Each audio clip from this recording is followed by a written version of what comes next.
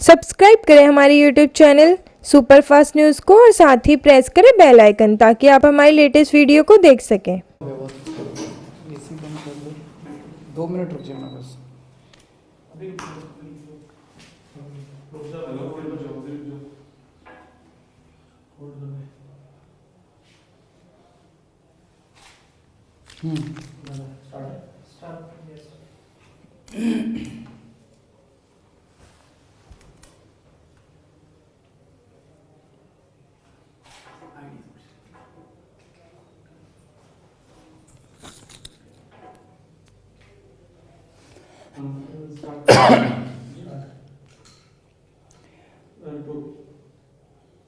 पूरे देश में और दिल्ली में पिछले कुछ दिनों में जो कोरोना की स्थिति बनी है उसको देखते हुए हमें दिल्ली में आज से लॉकडाउन चालू करना पड़ा।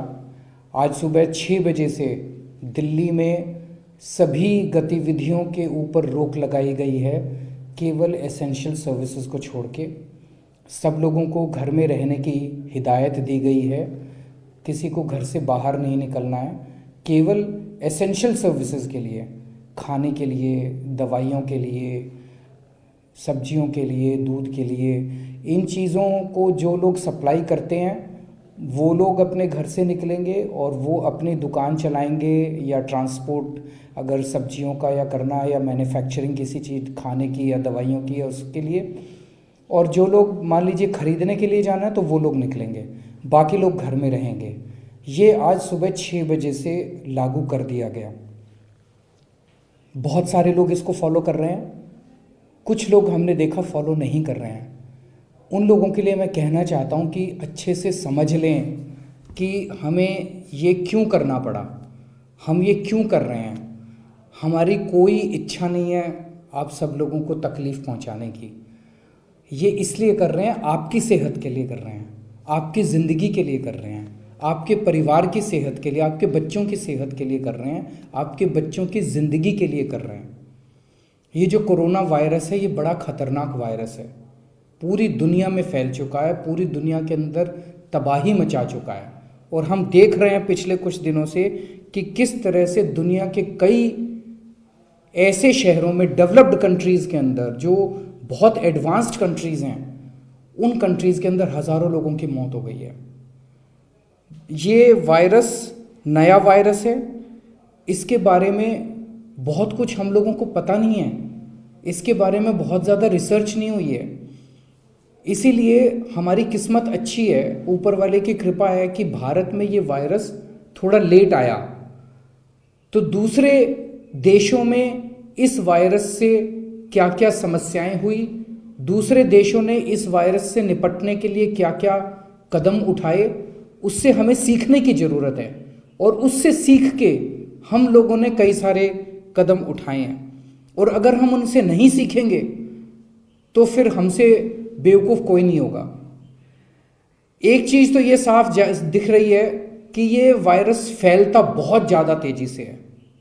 ये वायरस इतनी तेज़ी से फैलता है कि अगर इसको रोकने के लिए सख्त कदम ना उठाए जाएं तो कुछ दिनों के अंदर ये इतना ज़्यादा मल्टीप्लाई हो जाता है। जैसे इटली में आज से 1 महीना पहले 23 फरवरी को इटली में केवल 100 केस थे, केवल 100 केस, और आज इटली में 40,000 से ज़्यादा केस हैं 1 महीने में। केवल 1 महीने में 40,000 से ज़्यादा केस हैं इटली में, और 5,000 लोगों से ज़्यादा की मौत हो चुकी है इटली में 1 महीने में। इतनी तेज़ी से फैलता है ये।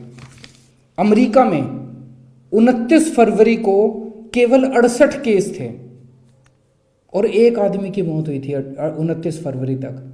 आज अमेरिका में 35,000 से ज़्यादा केस हैं और 418 से ज़्यादा लोगों की मौत हो चुकी है।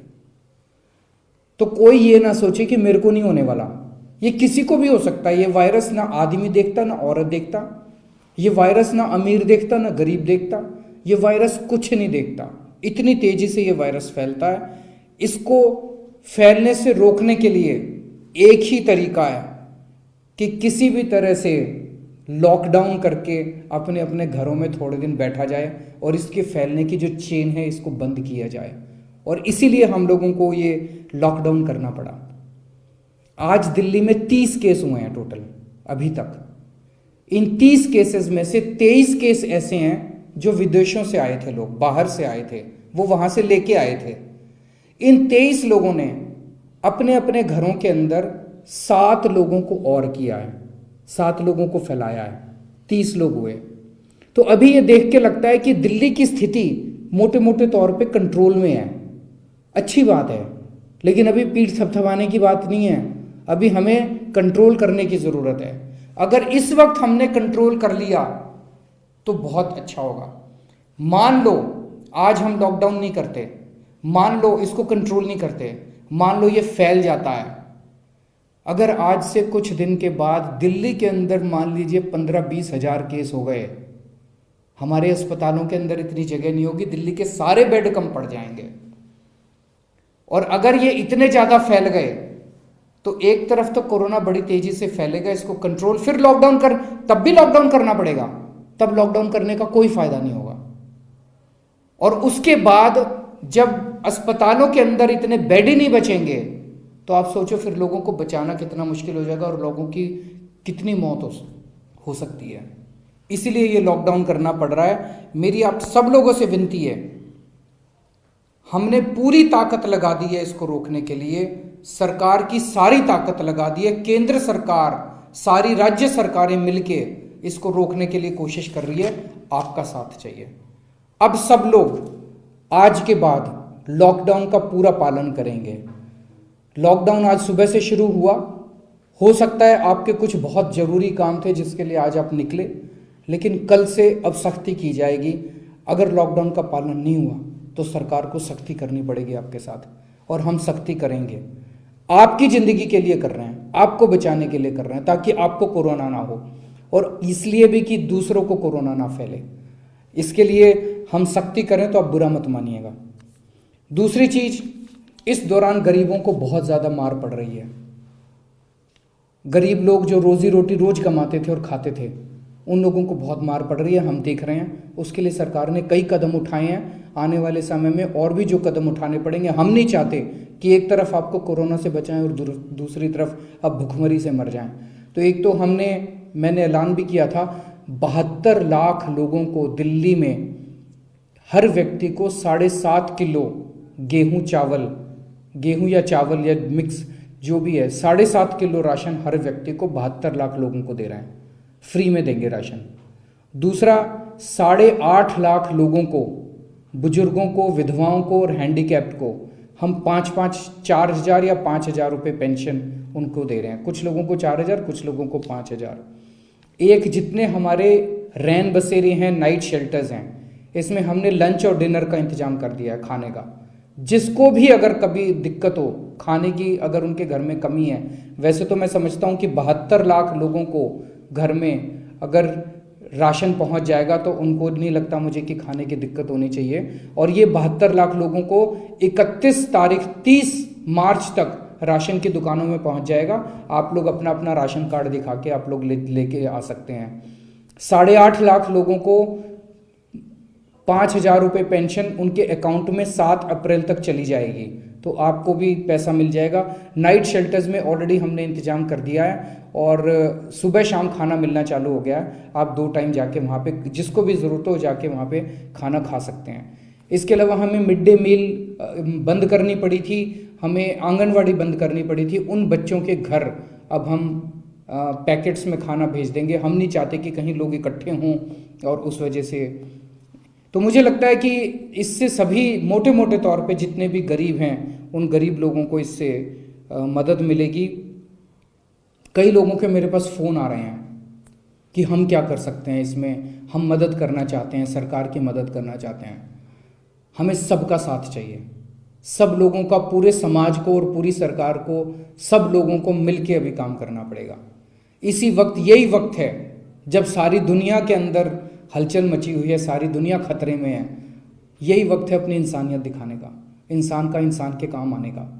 मेरी आप सब लोगों से विनती है, आप जितने लोगों से हो सके एक चीज़, किसी को भूखे मत मरने देना।